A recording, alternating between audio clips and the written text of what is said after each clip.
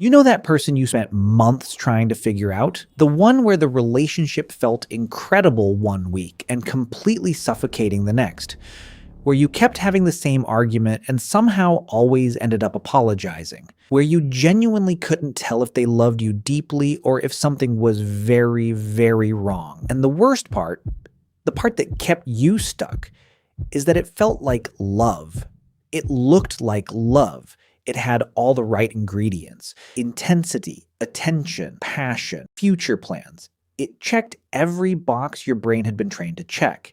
Here's what nobody told you. Manipulation doesn't show up wearing a villain costume. It shows up wearing the exact outfit love wears. And today we're going to go through 7 tactics one by one so that the next time you see them on yourself, on someone you care about, or in that situationship you're currently pretending isn't a situationship, you'll recognize them. I'm Sage. This is Sage's Lab. We decode the human mess so you don't have to. Mostly. You still have to a little bit. That's just life. Let's start with the most seductive one, which is love bombing. And I want you to really hear this because it's the tactic that trips the most people up, precisely because it genuinely feels amazing while it's happening. Love bombing is when someone floods you with affection, attention, and intensity extremely early.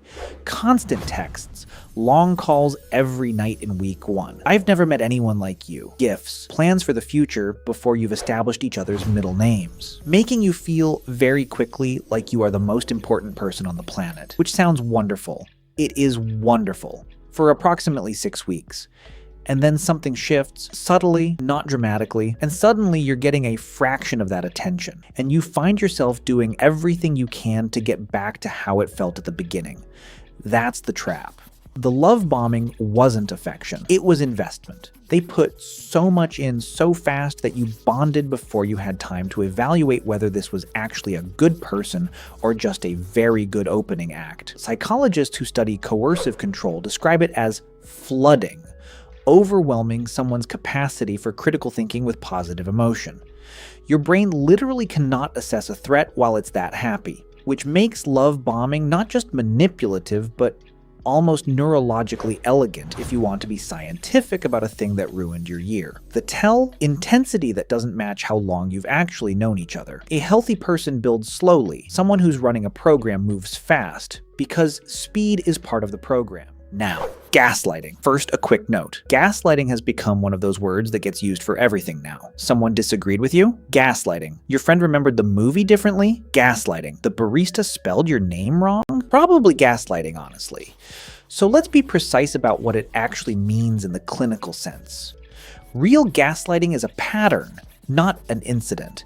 It's when someone consistently denies your perception of reality, not once in a heated argument, consistently, over time. That never happened. You're imagining things. You're too sensitive. I didn't say that. You're crazy. And over months of this, because it's always months, never a week. Because a week you could shake off, your brain starts to do something genuinely unsettling. It starts to defer to them. Because if every memory you have is wrong and every feeling you have is exaggerated, at some point you just stop trusting yourself and start outsourcing your reality to the person who keeps correcting it. Researchers studying coercive control call this reality distortion, the systematic erosion of a person's trust in their own perceptions. The result isn't just confusion, it's dependency, because once you no longer trust your own mind, you need theirs. The tell? You apologize constantly, and you can't quite explain why. After arguments, you feel foggy and certain it was your fault, but when you try to trace the logic, it doesn't hold. That fog isn't you being dramatic.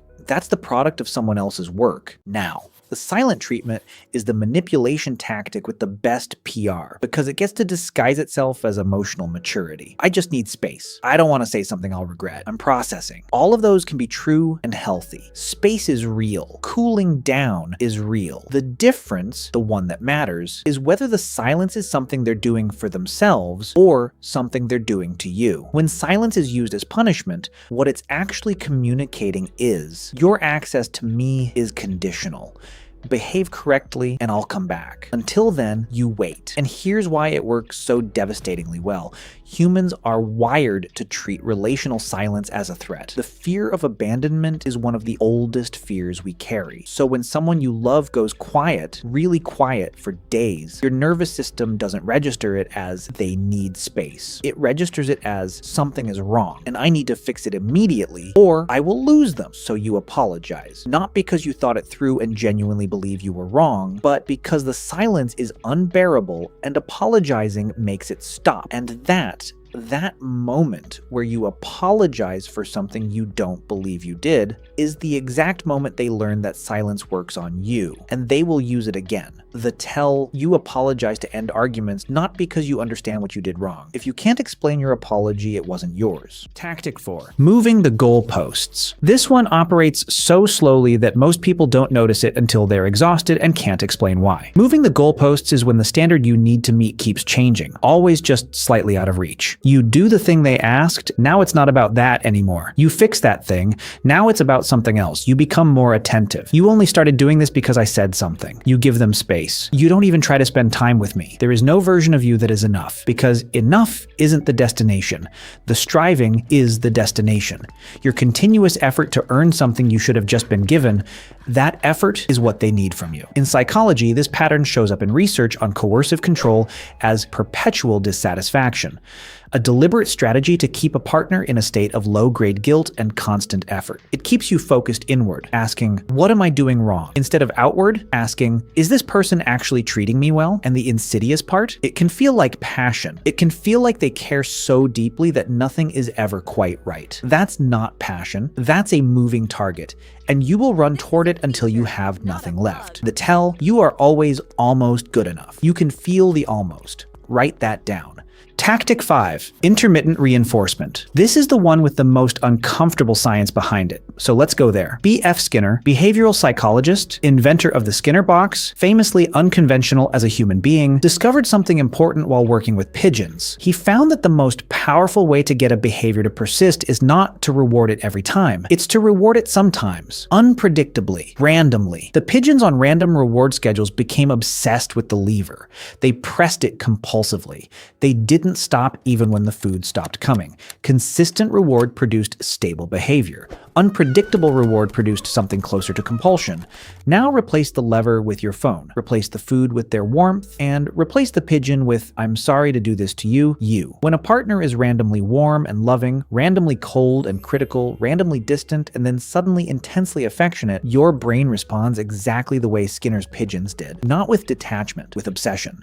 You become preoccupied with decoding them, predicting them, getting back to the warm version. You can't stop thinking about them even when, especially when, they make you feel terrible. This is called trauma bonding when it's sustained over time, and it explains something that people on the outside find completely baffling. Why someone would stay in a relationship that clearly hurts them. It's not weakness, it's neuroscience. The intermittency didn't reduce your attachment, it deepened it. The tell, you spend more energy trying to understand them than actually enjoying being with them. If the relationship is primarily a puzzle, that puzzle was designed to have no solution. Tactic 6. Isolation. Isolation is the most patient of all these tactics. It doesn't happen in a conversation, it happens across dozens of them, spread across months, each one sounding almost reasonable on its own. Your friends seem like kind of a bad influence. Okay, maybe. Your family is really stressful for you, I've noticed. They can be, actually. Why do you need to go out when we have such a good thing here? That's sweet, kind of. I just feel like you're different after you see them. None of those sentences alone is a red flag. Together, delivered over 6 months by someone you love and trust, they are why you no longer have anyone to call when things go wrong. Researchers studying domestic abuse patterns consistently identify isolation as one of the earliest and most reliable indicators of an escalating control dynamic. Not because it's dramatic, it isn't. It's quiet, it's patient. It frames your support network as the threat so that by the time you need that network, you've already spent months slowly dismantling it. And the cruelest part? It's usually wrapped in something that sounds like love. I just want us to be close. I just worry about the influence they have on you. I just want to protect what we have. Just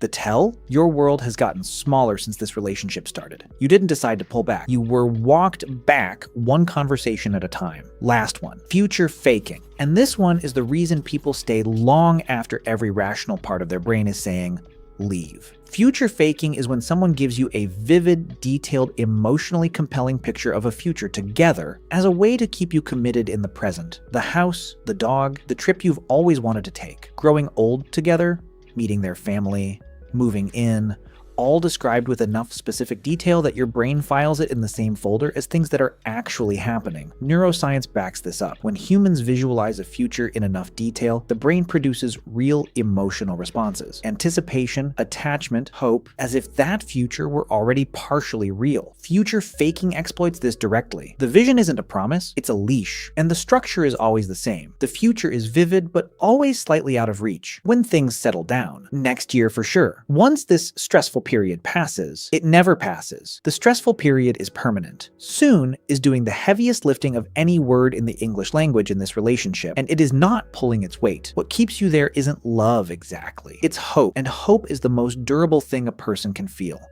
You can be unhappy for a very long time if you genuinely believe things are about to get better. That belief is what's being manufactured and maintained. The tell. The relationship lives primarily in the future tense. Things are always about to get good. If you find yourself unable to point to things that are actually good right now, today, the future is a story, not a plan. So, 7 tactics: love bombing, gaslighting, the silent treatment, moving the goalposts, intermittent reinforcement, isolation, and future faking. 7 things that delivered by someone charming, someone who says, "I love you," and sometimes means it. Someone who was genuinely wonderful at the beginning are almost impossible to see clearly from the inside. Here's the only framework I'll give you, because I think it's the most useful one. Love makes you feel more like yourself. Not less, not smaller, not like yourself is the problem. More. If you spent this video doing a quiet mental checklist, if you recognized something or someone in more than one of these, I'm not going to tell you what to do with that. But I will say, you noticing is not nothing. That checklist is information,